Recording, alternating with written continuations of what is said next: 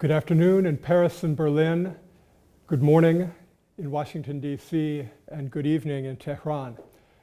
My name is Ivan Sashashian. I'm a professor of public and international affairs at the University of Baltimore in the United States, where I serve as the Associate Dean of the College of Public Affairs. Of direct relevance to our roundtable discussion on Iran and TV today, my work focuses on the democratic opposition in Iran and U.S. policy towards the Iranian regime. I am delighted to be joined in conversation today by three distinguished former U.S. officials. Directly to my left, Mark Short served as Chief of Staff to U.S. Vice President Mike Pence, and prior to that as Director of Legislative Affairs at the White House. Mark, we frequently tune in to your analyses on CNN and other prominent news outlets, and we're delighted to have you with us here today.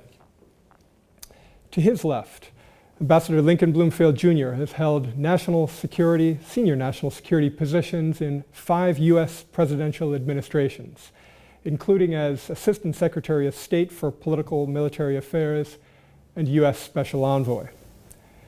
And to his left, Ambassador Robert Joseph served as Undersecretary of State for Arms Control and International Security, Special Envoy for Non-Proliferation, and on the National Security Council as Special Assistant to the President during the global war on terrorism. Gentlemen, thank you to each of you for being here today. Over the course of the next 45 minutes, I'd like to get your thoughts on several important topics. We'll start by examining the ongoing election in Iran. We'll then turn our attention to policy toward the Iranian regime, what it is currently and what it could or should be. And finally, we'll pivot to Iran's pro-democracy opposition, the NCRI and the MEK. Let's start with the presidential election in Iran. As it happens, today is election day in Iran. And Iranians are looking to replace their former president, Ibrahim Raisi, sometimes referred to as the Butcher of Tehran, who was killed in a helicopter crash earlier this spring. I think a few points of order are helpful to frame our conversation both for our viewers around the world.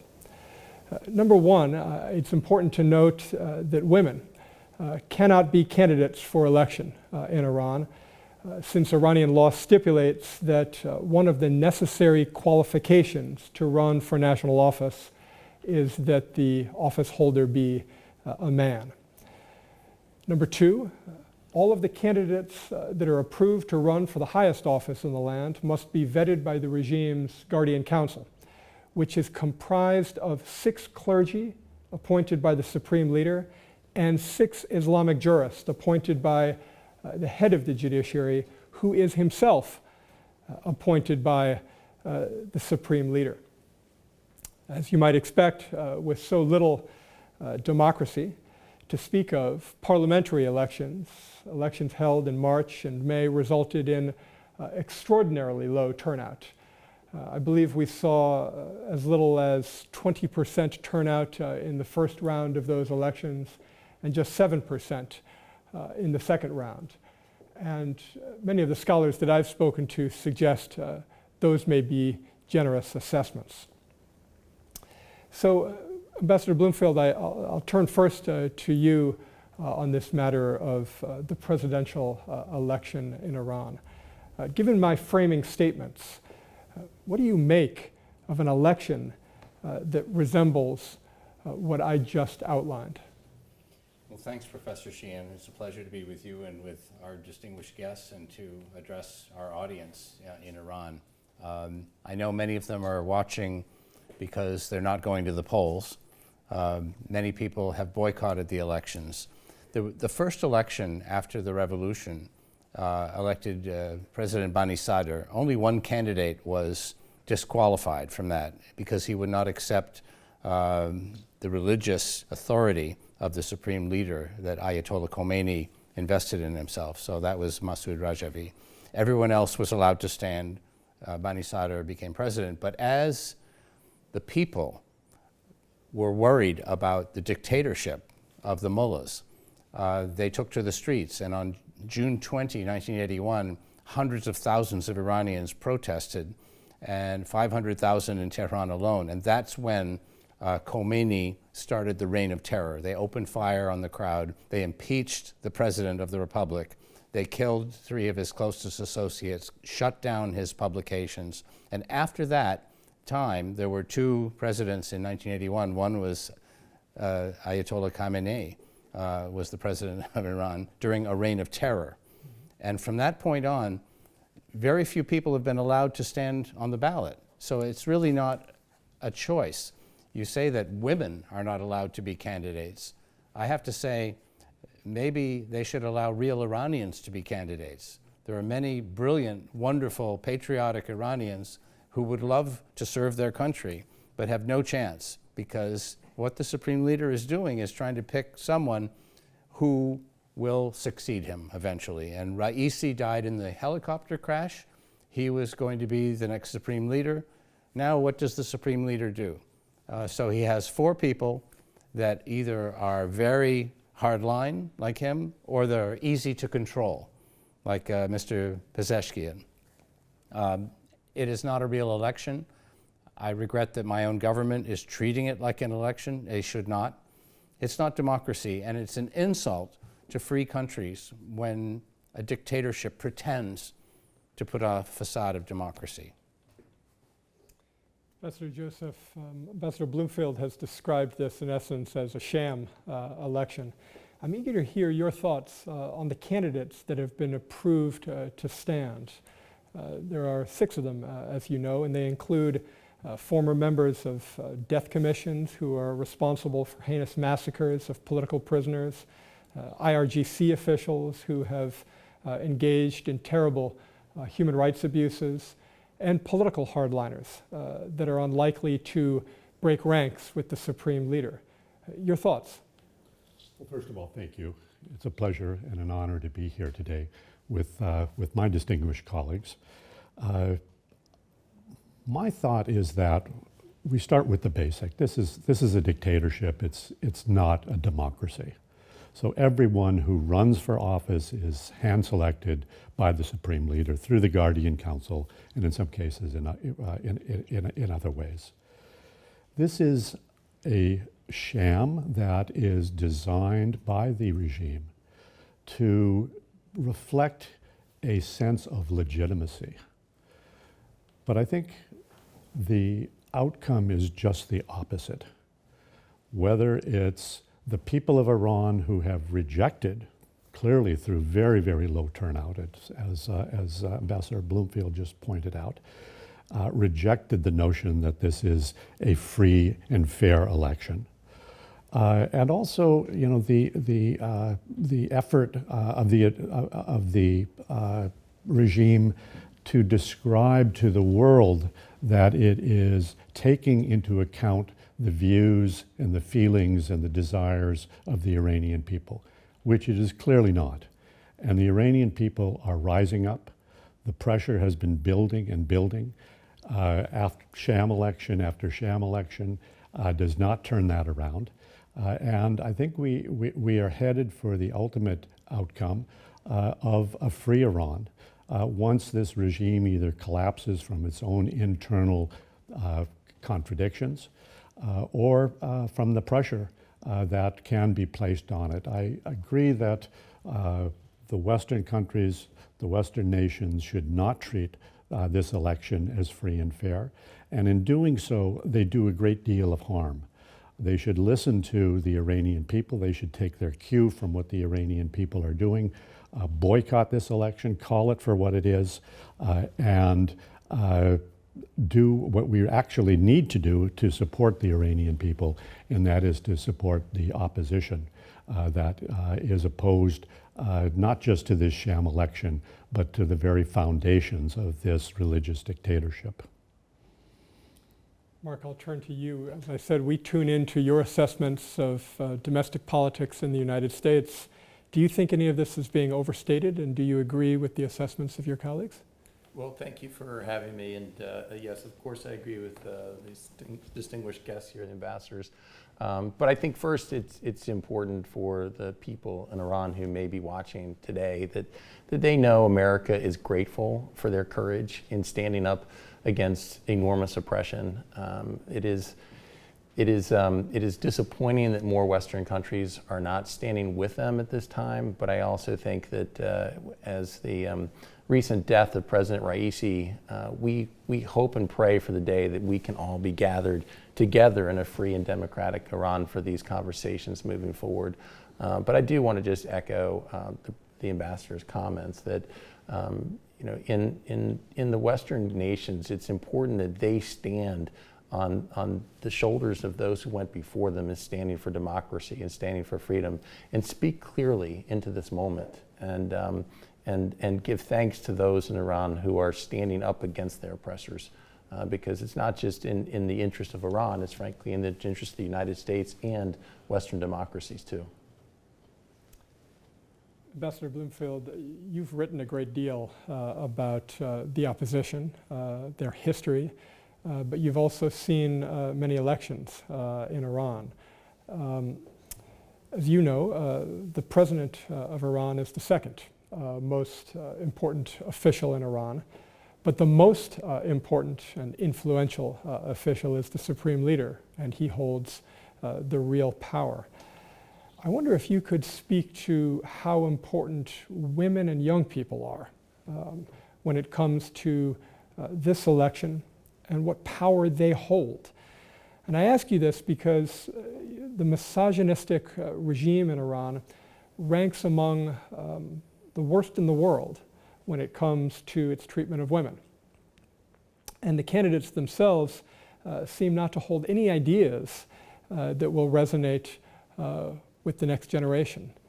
Your thoughts on any of those points? Well, thank you. The reason I've written a lot is that I've tried to study the nature of the regime. How did it come to power?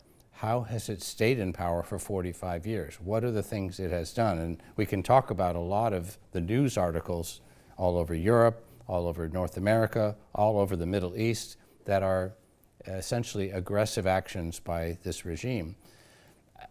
I will quibble with you if I don't know how it translates into Farsi, but there is no second most important official in Iran. There really is only one influencer, and that's the supreme leader. And I say that because as a national security professional, the only things that matter to me are what happens to the nation's resources, how is the money spent, and what happens to the nation's manpower and technology, and what have they done? They've put it in instruments underneath the supreme leader to build a nuclear capability, to develop ballistic missiles, to develop drones, which are now appearing not only in Ukraine and killing innocent Ukrainians, but they're in Ethiopia, they're in Sudan, and they'll probably end up in a lot of countries fueling conflict, which is a shame. I think when you mention women and children in Iran, they are the heart and soul and the beauty of Iran. And I've watched the executions that have taken place. A 16-year-old girl who was dancing to music and was not wearing a hijab, executed. 20-year-old, these beautiful young people. And it seems to me that this shows that the election process has nothing to do with the real Iran, with the people of Iran, with the soul of Iran, with the future of Iran. One thing that has always impressed me about the people of Iran is that they study science and technology, something as an academic we struggle to teach our kids math and science and chemistry and physics. Iran does this very well. They're very capable. They're engineers, including the women.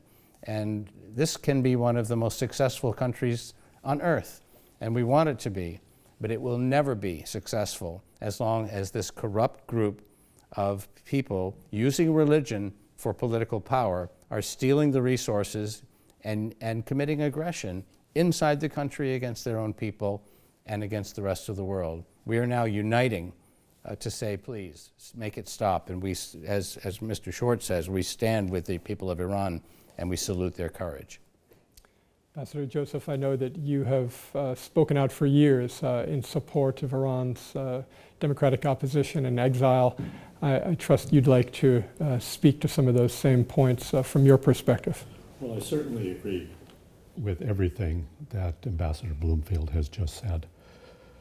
I also would like to point out that there is a never-ending fallacy, and that fallacy with regard to elections in Iran, or so-called elections, truly sham elections. And that is that if we encourage this regime through concessions over time, that it will become more moderate, and we will see moderate candidates emerge from the process. Nothing could be further from the truth. As was pointed out, these individuals who are candidates are always entirely selected by the supreme leader, who has total control. There is no path for moderation, and it's certainly not in the election process or any other means. The regime cannot reform, the regime cannot become more moderate, because if they do, they know that the people of Iran will understand what the game is, will reject any movement toward this notion of moderation and at least false moderation. And I think it's incumbent upon the Western countries to understand that and to not encourage that. I think through our policies we have actually encouraged that false notion. We need to reject it. We need to understand that this is a religious dictatorship. We need to understand that the freedoms that the Iranian people seek will not be through sham elections, but it will be through the activities, the dedication, the sacrifices of the Iranian people, including the ultimate sacrifices that have been made and that will continue to be made by the opposition that supports true democracy in Iran. Mr. Short, Ambassador Joseph says that the regime will not reform from within. I think this brings us from the election to U.S. policy, and not just U.S. policy, but the policy of Western governments. The United States, Europe, the Western powers have had 45 years to come to grips with this notion that the regime will not reform if left to its own devices.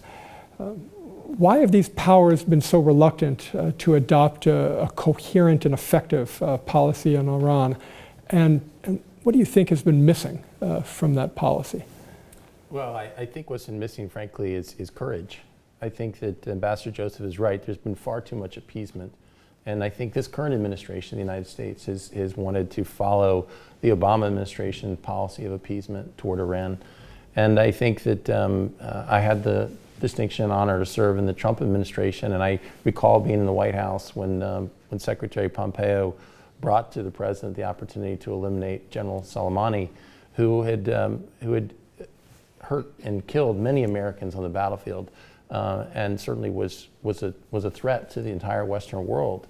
And I think those actions, by acting with strength, I think Iran was put in a position that you showed actually how little they could respond in that moment. And I think the maximum pressure campaign certainly had significant economic impacts that I think impacted international policy as well.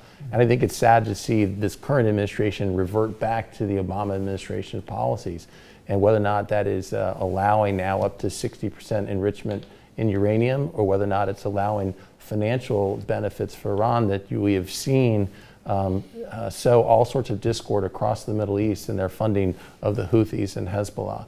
And so it is bewildering why we continue to revert back into this course, as opposed to seeing when there have been administrations that have stood strongly and isolated Iran, how much better we've been. And I will say one other thing, that when President Trump made the decision to pull out of JCPOA, there were all sorts of calls from Western allies begging him to change his mind.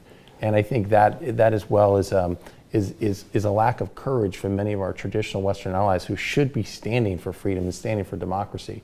And I think the best way to actually bring about change in Iran would be to stand in strength and not in appeasement. So lack of courage and a policy of appeasement. You brought up the maximum pressure campaign, and you had a role in supporting those initiatives. I wonder if you might unpack for us some of the instruments that were effective as part of that campaign. Well, I think that financially, being able to isolate Iran when they frankly have benefited from trade with the Western world, I think had significant impact on in that isolation. I think there's also many more moderate Middle Eastern countries who I think were looking for more normalization, and I think once Iran was isolated, it enabled things such as the Abraham Accords to happen. Without that, I don't think the Abraham Accords would have ever happened. That was not simply an effort of diplomacy. That was an effort that was driven by the fact that there was a maximum pressure campaign against Iran. And I think that certainly that what's needed is being able to build an alliance with other Western nations. And I think that if you actually step forward and take those initial steps, such as withdrawing from JCPOA and seeing that it does not bring about an end and collapse in other relationships, then other Western nations will follow with you. Ambassador Bloomfield, there seems to be this longstanding interest in treating the Iranian regime as kind of a permanent fixture of the Middle East landscape. And I think that some of that may be wrapped up in this, as I think Ambassador Joseph was suggesting, the search for moderates. I wonder if you might speak to that. I personally think that what's happening in Washington, not fast enough, but it will happen, is to look deeper and look for more answers. In Washington, in my career, with my colleagues, we focused on Russian superpower, we focused on the rising China. We have to do that. There are North Korea, there are other issues that concern us. So I don't think we've looked closely enough at Iran, at what their vulnerability is. The vulnerability they have is that they have no legitimacy. That's why they had 5 or 6 debates to try to sell these hand-picked candidates that the people don't really want. The people know this is just the supreme leader having a functionary underneath him. There's a lack of legitimacy. They have committed huge crimes against their own people, starting in 1980 when they opened fire on their own people, the reign of terror that followed, and that's a term that 2 academics have used in the past. The 1988 massacre of up to 30,000 political prisoners, most of them MEK, NCRI supporters or sympathizers. None of them had committed capital crimes. Many of them were at home. They'd finished their sentences. They were all brought before judges. Some of the judges were Raisi and Pur Mohammadi, okay? And Mr. Nouri in Sweden, who was just convicted, life sentence, but traded for a hostage. And what you look at, if you look deeper, is a regime which is committing aggression out of fear all across the world, not just drones in Ukraine, but cyber attacks and threatened bombings in Albania, attempted murder in Spain, which was then tied to a murder-for-hire mob group, which is close to Iran in the Netherlands, an attempt in Denmark in 2018, the Nouri trial, where they took a Swedish hostage, Flodorus, an EU official, and traded him back to free up a war criminal. And then, of course, the bombing that was intended in Paris at this event in 2018. This was while the JCPOA was in full effect, before President Trump withdrew. They were going to conduct a mass casualty bombing in the heart of Europe. In fact, there were 2 more in Albania, one against the MEK outside of Tirana, one at an Israeli-Albanian football game. 3 bombings were planned while the JCPOA was in effect. So what I'm saying is, if you look at these crimes all across Europe, and many of them in America, where we have officials now with 24-hour protection against Iranian assassins in America, and now a White House memo warning of cyber attacks against our drinking water, murder for hire in Maryland, the stabbing of Salman Rushdie. It goes on and on. Then you look at the Middle East, and my view is that the Hamas attack on Israel was provoked by the supreme leader who wanted to stop Saudi Arabia from normalizing with Israel. So you look at Mr. Soleimani, who was a very effective person, but his project was to arm Hezbollah, to keep Assad in power, to arm the 8 militias in the Shia militias in Iraq, the Houthis, to encircle the Arab Gulf, all of whom now accept Israel, pretty much. So what I think they're afraid of is that the revolution is ending. It's over. The 3 holy mosques, including Al-Aqsa Mosque, Karbala to Quds, it's finished. And I think what the Iranians fear most is that the men of the regime are going to abandon them because they see there's nothing left.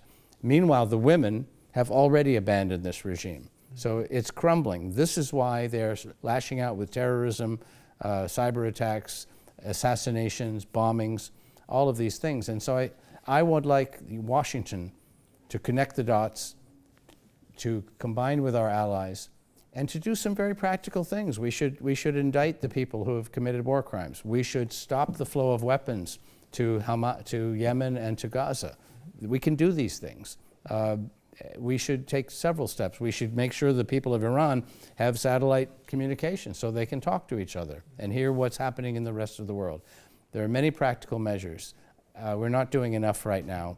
There's work to be done, but we're here as Americans to stand with the people of Iran and to encourage a unified, sensible policy. No one wants to attack Iran. That's not the point. The point is to empower the people of Iran to take control of their own destiny.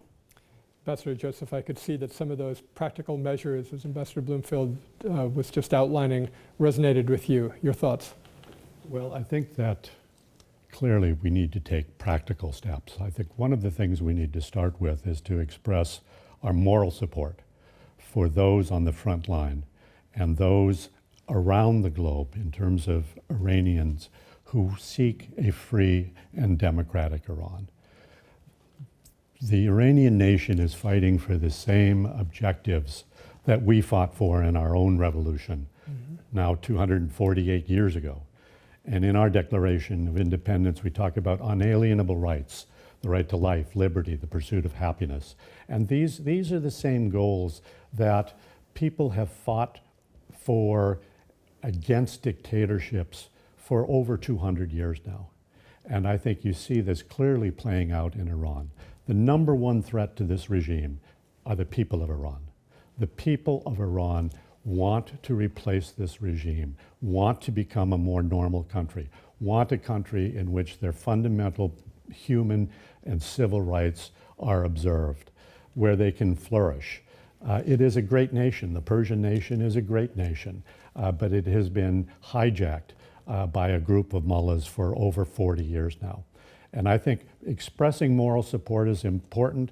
The practical measures that Ambassador Bloomfield mentioned are important.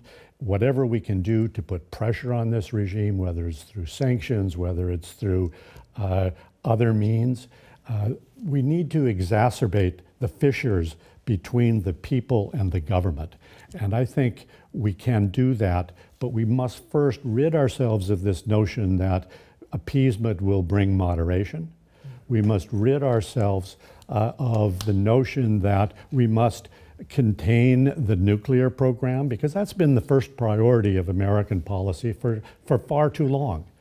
And the irony is that by making concessions, that by providing resources, we have actually fueled that program. We have made available the resources for that program to move from small-scale enrichment to what is today a virtual nuclear weapon state, in which high-ranking Iranian officials are stating that they have made all of the components necessary for a bomb. All they need to do is assemble it.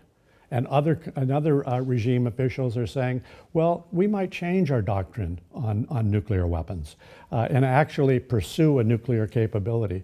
That will be a much more dangerous policy. But what that demonstrates is this failure to prioritize. We have to put the people of Iran first. And how do we do that? We do that by signaling them in many ways, by pressuring the regime, but also by supporting the democratic opposition, because that's the engine. That's the engine that will make the change. And I think the 10-point plan of Mrs. Rajavi demonstrates the vision for a free, democratic, and non-nuclear Iran. We have to put the Iranian people first. We have to support the democratic aspirations of the Iranian people. and we have to focus on them more than we focus on the regime itself. You know, this morning I read an article that outlined how in an unprecedented show of unity, a group of prominent international leaders recently issued an open letter condemning the Iranian regime's ongoing human rights violations and calling for democratic reforms in Iran. The letter highlighted the regime's brutal suppression of protests, its rampant executions and acts of state terrorism, and it urged the international community to take decisive action along the lines of what has been suggested here. Do we need more measures like this, more public displays of support? Are those types of measures helpful? And if so, how? Well, I think that's the least we can do. I think that, you know, as the ambassadors articulated, change has to come from within Iran. But when we talk about the appeasement and the ineffectiveness of those policies, I think that what they've also articulated here today is that the natural tendency for the supreme leader when the pressure is taken off is for him to move back into alliance with Russia and China and those who provide the biggest threats to the West today. And so even though it is certainly in the interest of the people of Iran to fight for free and democratic elections, it's in the interests of the West as well. And we should not shirk from that. We should stand clear and speak clearly into this moment and encourage that change happen from within. Because again, it is certainly our allied interest for the benefit of the people of Iran, but it's also in our own nation's interest because their natural tendency will be to align with Russia and China against our interests. Well, grassroots change and social movements require leaders. And we know that the democratic opposition in exile, but not just the democratic opposition in exile, the resistance units that exist in Iran serve as a voice of the Iranian people and seek to bring about the type of change that's being outlined here today. I wonder if in our remaining time, we could turn our attention to this so-called parliament in exile, the opposition movements that operate under the banner of the National Council of Resistance of Iran. I'd like to turn to each of you and ask you for your impressions of the NCRI and the MEK and whether or not they constitute a viable alternative to the clerical regime. Ambassador Bloomfield, I'll begin with you because I know you've reflected quite a bit on those themes. Let me start by describing what I admire about the movement before I get to the idea of an alternative. Mm-hmm. Decades ago, they looked at the regime in Tehran and realized that the mistreatment of women was a real weakness of this violent dictatorship. Mm-hmm. So they brought something that the Muslim world really hasn't seen before, which is gender equality. Over time, that has evolved into something even more pointed, which is that the NCRI is led not only by Mrs. Rajavi, but by women at every single level of the organization. One thing I can say, and I doubt my colleagues will disagree, is they are incredibly well organized. They can put together a world-class event very efficiently. So maybe Iran would be a much more prosperous country if they allowed the women to have equal power, equal political power, which is part of the 10-point plan of Mrs. Rajavi. You know, I think that the resistance has been, it's interesting when you talk about how sanctions can push Iran into the arms of Russia, for example. The MEK has been called Marxist for years and years. And Masoud Rajavi laughed about it because the Shah of Iran, when the students were calling for change in the 1970s, some of them were radical, not the MEK, but the others, the secular radicals, were extremists. He wanted the people to hate all of them, so he branded them all Marxists. And then the Ayatollahs did the same thing. Most Iranians may not know this. Ayatollah Khomeini brought the KGB into Iran in 1982 for help because the people were not accepting this dictatorship. So KGB teams flew into Tehran, it's in the newspaper, I'll show you, and advised them on probably some very strict measures of control. So now here we go. The politics of change that Khomeini talked about were to protect Iran against superpower influence from the imperialist West and the communist East. And here they are actually in the arms of Moscow and the Kremlin. So I think the Iranian people probably don't accept that. What I would say about the NCRI, something Washington should understand, is because they have been threatened by this regime for decades, because their lives have been at risk, and many of them have died, they keep very close watch of the regime figures. They have dossiers and intelligence on all of the regime figures that I'm not sure the Western ministries have. They have very good intelligence. So people like us who speak to them, who meet with them, who correspond with them and learn from them, we begin to see a much more granular picture of who are these people, where did they come from, what are they doing in my country and your country. And this is a picture of Iran that changes our assessment of what to do about it. How do we stop this danger? And I think that my hope is that Western governments, including the United States, will pay closer attention to Mrs. Rajavi, the 10-point plan, and the NCRI, not just as someone who wants to take over the country. And this is my last point.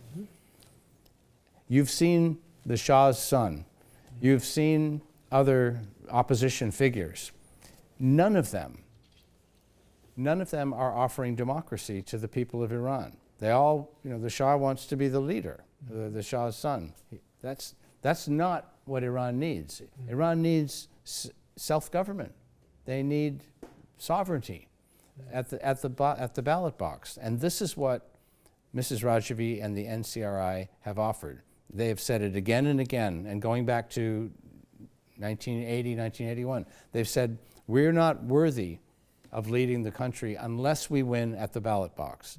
Legitimacy, the first point of the 10-point plan, legitimacy comes from the ballot box. So what the NCRI is offering is to give the country back to the people of Iran. That's what they're offering. And I think that it's a very noble cause because they've sacrificed so much, and it's not for their own personal benefit, it's for the benefit of the future of Iran. And for that, I salute them. We all have attended the opposition's events in Washington, D.C. And around the world, and I fully agree with your assessment that this is amongst the most organized and best constituted opposition that I've witnessed anywhere in the world. But I've also come as an academic to trust their granular assessments, as you were suggesting. I have yet to see any of their predictions not come true, and I have yet to see anybody provide more accurate assessments of regime leaders. Ambassador Joseph, I know you've spent a great deal of time both with the rank and file and also the leadership in the opposition. Your impressions of them as an alternative to the ruling theocracy in Iran? Well, my first introduction to the NCRI goes back to 2002. And the NCRI office in Washington gave a briefing on Iran's nuclear program. I was working just down the block from there at a place called the White House, working on issues associated with nuclear proliferation, and Iran was very, very high on our priority list. I concluded very soon that this monstrous regime, this regime that is not held accountable by its own people, this regime will never give up its aspirations for a nuclear weapons capability. And that has since been demonstrated over the course of the following 22 years until today, when we now see Iran being a virtual nuclear weapon state. I concluded that the only way to contain the problem, to deal with the problem of nuclear weapons held in the hands of this monstrous regime would be through internal change, would be through regime change from within, driven by the people. And again, the people are the number one enemy of this regime. And working with the NCRI over the course of the last good number of years, I've come to the conclusion that this is a dedicated, this is a capable, this is a determined group, organization that will bring change, in a tactical sense through the frontline units that are in Iran today, operating to undermine the capabilities of this regime, actually fighting in the streets of Iran for freedom, fighting for the principles that we all hold dear. This is a organization that has demonstrated its vision and its commitment to democracy, to a secular Iran, to a non-nuclear Iran. The 10-point plan, I think, does say it all. And it does provide sort of that link to what we all want and what the people of Iran want, and that is freedom and democracy and recognition of their basic human rights. There are other pretenders, such as the son of the Shah, but there's a phrase that we use in our country. I don't think that passes the laugh test, quite frankly. I mean, how can the Iranian people get behind the son of the Shah, given the history, given the knowledge of where that would take their nation once again?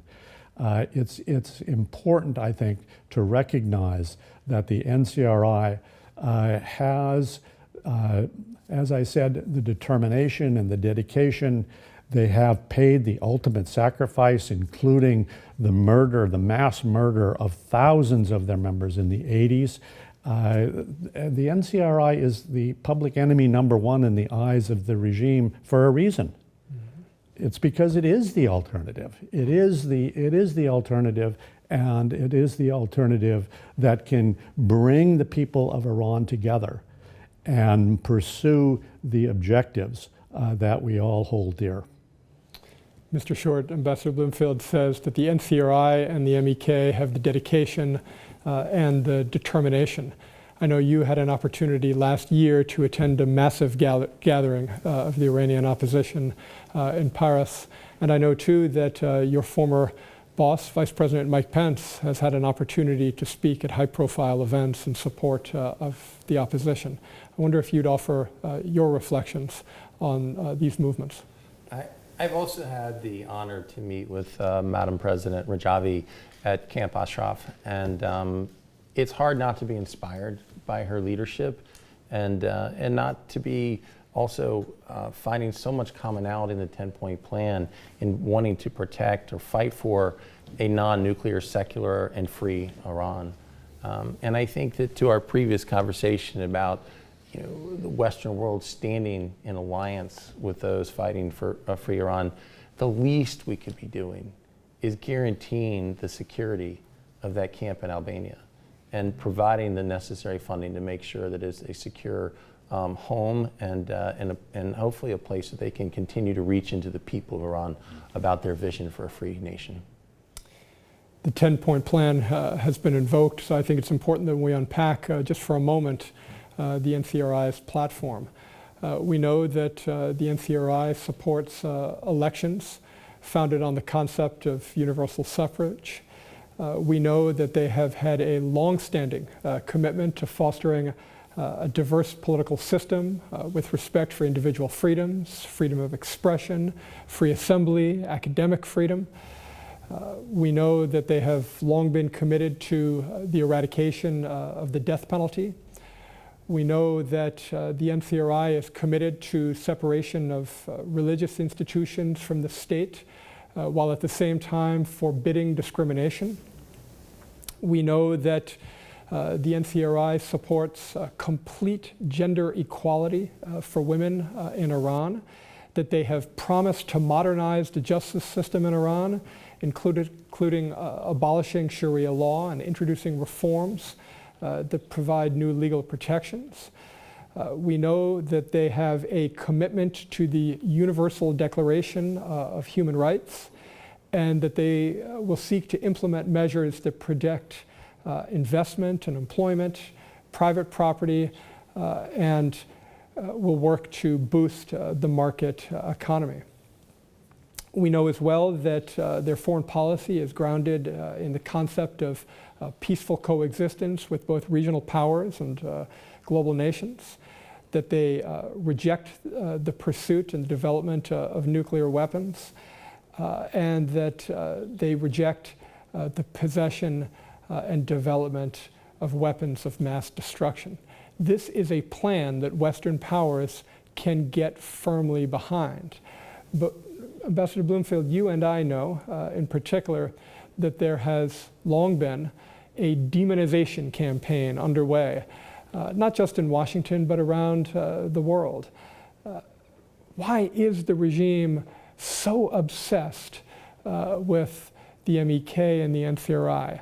I've seen at least one study that suggests that they pay more attention to this opposition movement than all other opposition groups combined. I wonder if you could speak to some of that. Well, I don't know how much time we have, but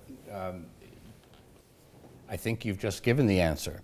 The 10-point plan was first unveiled in 2006, but in my research, I've seen that what Mrs. Rajavi is saying and has said for all these 18 years are the same things that were being said by Masoud Rajavi in 1980 and 81. They're very similar doctrine.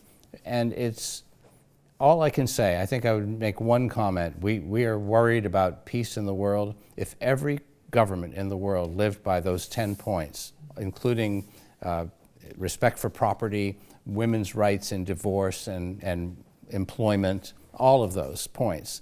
If every government abided by the 10-point plan, there would be peace in the world. Ambassador Joseph, it seems to me that this platform really presents an existential crisis, an existential threat to the Iranian regime and all that it stands for. It certainly does, and I, like everyone else on this panel, support peace in this world. I think the 10-point plan is very visionary. It provides a guidepost for action. But let me also just say something. When I think about Iran today, I also think about the Soviet Union in the 1980s.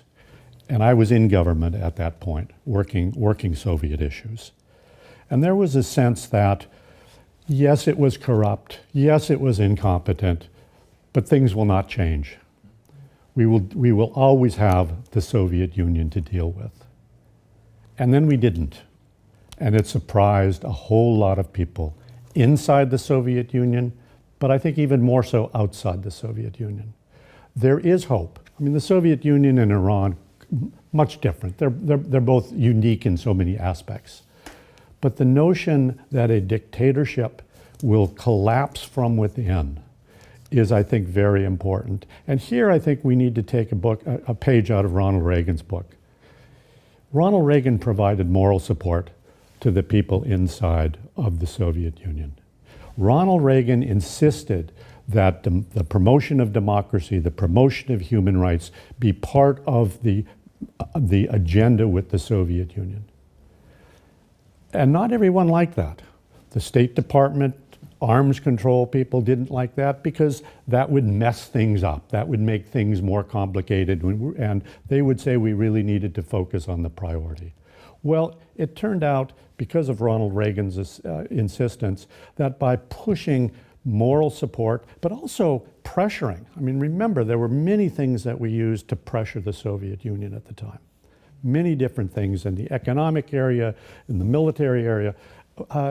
We had a strategy, and I think that's solely missing from Western democracies today with regard to Iran.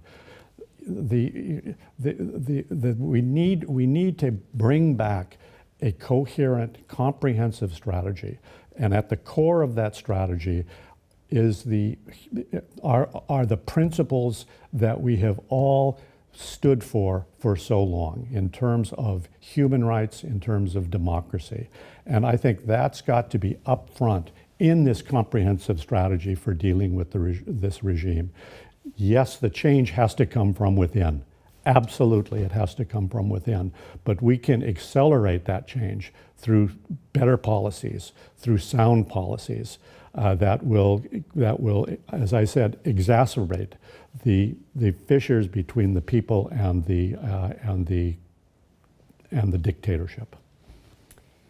We know that tomorrow the NCRI's global supporters will gather in Berlin, and we've seen prior gatherings where upwards of 100,000 individuals have gathered in support of the opposition in exile, and we've seen expressions of support not just from US officials and EU parliamentarians, but leaders from around the world.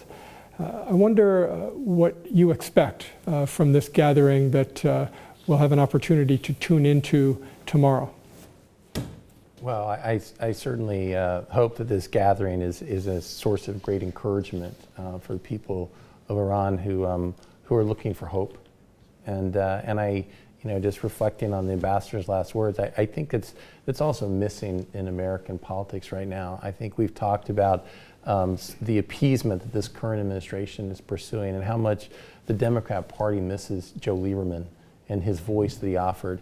And at the same time, listening to the ambassador, how much we miss Ronald Reagan, because he was such a great ambassador for freedom across the globe. And many in our party, in the Republican Party today, are looking to retreat and advance isolationism. And so we miss leaders that have that clarion call like Ronald Reagan, and pray that someone of that nature will rise up and lead the Western worlds again. And hopefully the people who are gathered in Berlin will know that America stands with them in their fight for freedom. Ambassador Bloomfield, your reflections on the event that we'll tune into tomorrow? I think what's noteworthy to me, Professor, is how much momentum is building year after year. There's a list which I can't memorize, but over 125 former heads of government now support Mrs. Rajavi's 10-point plan. There are something like 43 majorities of parliaments around the world. The numbers may be slightly off, but it's going up every year. Each year we find that dignitaries, not only from America, but from around the world, come here and stand with the NCRI. We have our former vice president coming, and we have many other senior leaders, military and civilian, men and women.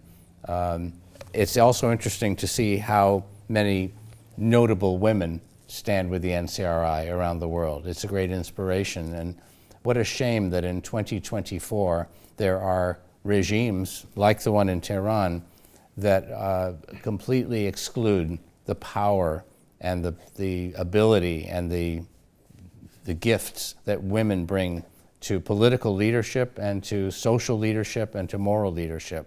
I think Iran is not only running on only one gender, but they're running on some of the worst members of the male gender. And I think my final hope is that the young men of Iran need to find their honor.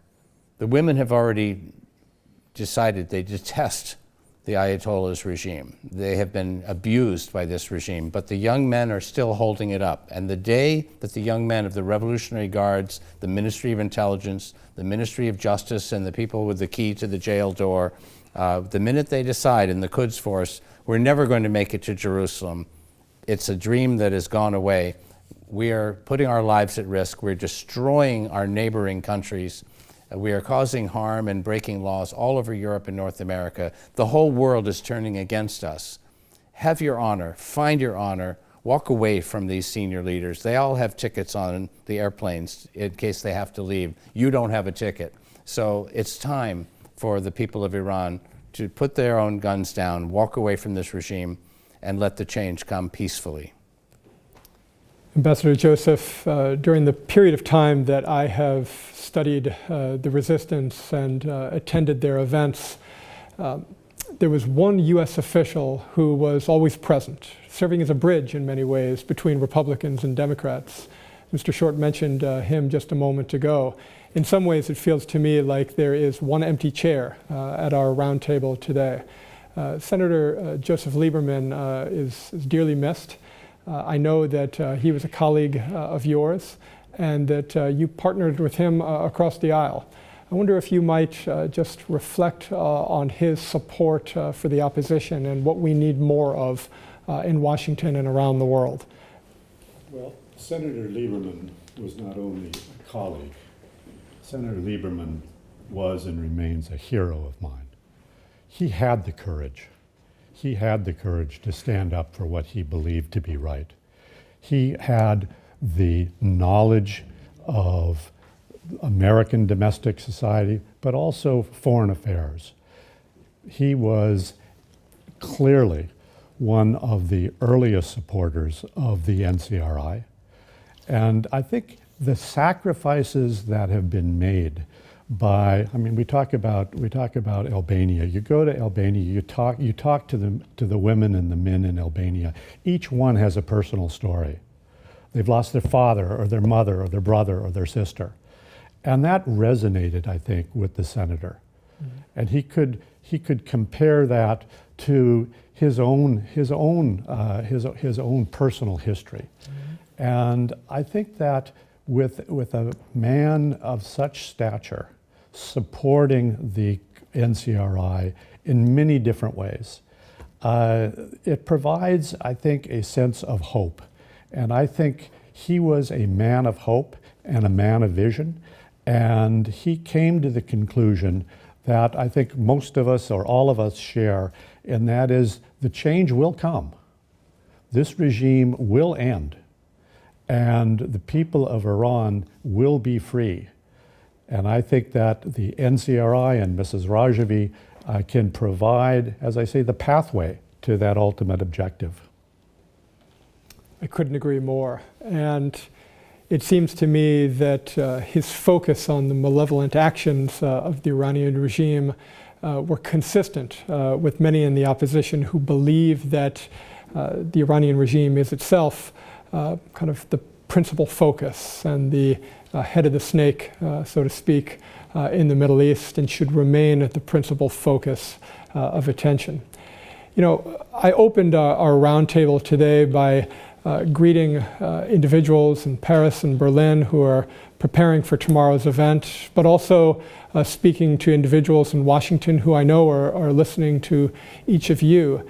But there are also individuals who will hear today's roundtable in Tehran and across the country of Iran.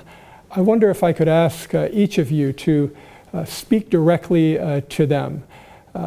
We've spoken a lot today about supporting the democratic aspirations of the Iranian people. But what would you like to say to them today as they look towards the future? Well, as we opened, I think it's important that they know that America stands with them in their fight for freedom. And it's important that America not retreat from that position of continuing to advocate for freedom and democracy across the globe, because it is not just in their interest, but it's also in ours. And it's we, having been to Albania and heard some of the same stories, it's hard not to feel enormous sympathy for those who have suffered so dramatically. But we also hope and pray that the day comes soon that the change comes to Iran, and we hope to be there to celebrate it with them. Well, what I want our friends in Iran to understand is how much support you really have outside of Iran. In my country, the United States, there are organizations in over 40 states of Iranian Americans who support the NCRI, and they are very active. The people that you see speaking at this table and many other Americans who will be at the rally tomorrow in Paris and in Berlin do not just come to one meeting a year. They stay in constant contact on their own time, and even the NCRI doesn't know about it, but there's a constant dialogue factoring in new information, following what's happening with the executions in Iran, following what's happening with the protests in Iran, following what's happening with the arrests and the hostage takings and the swapping of terrorists in in Sweden and in Belgium. We follow these things all the time. And there's a very large community of people who are in continuous dialogue with the team at the NCRI and in Albania. They know what's going on. So you have an enormous wellspring of support. And I think it will surprise you when the time comes to stand up. We now understand how vulnerable this regime is. The supreme leader is getting old. He just lost the person who was supposed to replace him. They're trying to put forward these candidates and sell them to the people. No one is showing up at the polls. The economy is in terrible shape and getting worse. And meanwhile, they spend all of these resources, the ones that are not the billions of dollars in the religious foundation, they're spending it on the Revolutionary Guards, the Quds Force, and the MOIS, the Ministry of Intelligence, covert operations. This is a disgrace, and it's unworthy of the people of Iran. And when you finally stand up and say, this is it, no more, you will find there's a very large community of people standing with you. Ambassador Joseph, your parting thoughts for the Iranian people. Well, on the airplane, on the flight from Washington to Paris last night, I read an interview. It was an interview with a young woman in Iran, a young woman who is one of the freedom fighters. She's on the front line fighting for a democratic and free Iran. And she says in the interview that she was never political. She was just a normal young woman. But the pressure has been building her whole life, and building, and she's had enough. And I think this interview can be a reflection of the Iranian nation itself. The people of Iran have suffered for 45 years corruption, incompetence, brutality, repression, crimes against humanity. Enough. They've had enough. And I think that this is, as my colleagues have said, a vulnerable and desperate regime. This is a regime that very well may be at the end of its days. Freedom will be achieved in Iran. I think that as you look at the history of despotic regimes, of dictatorships, we don't know when it's going to happen, but we know it will happen. There will be a spark, and this regime will come down because of the people fighting for their freedoms and for their basic fundamental human rights to live as free people. I often remark to my students that there's nothing more important than an idea whose time has come. Gentlemen, thank you for what I think has been a very rich discussion at our roundtable today. My thanks as well to Iran NTV for hosting today's valuable discussion. And to those of you tuning in across Europe, in the United States, and around the world, thank you for joining us. And we trust you'll continue to join in tomorrow and in the days ahead to news coverage, not just about the election, but about the gathering in Berlin in support of the democratic aspirations of the Iranian people.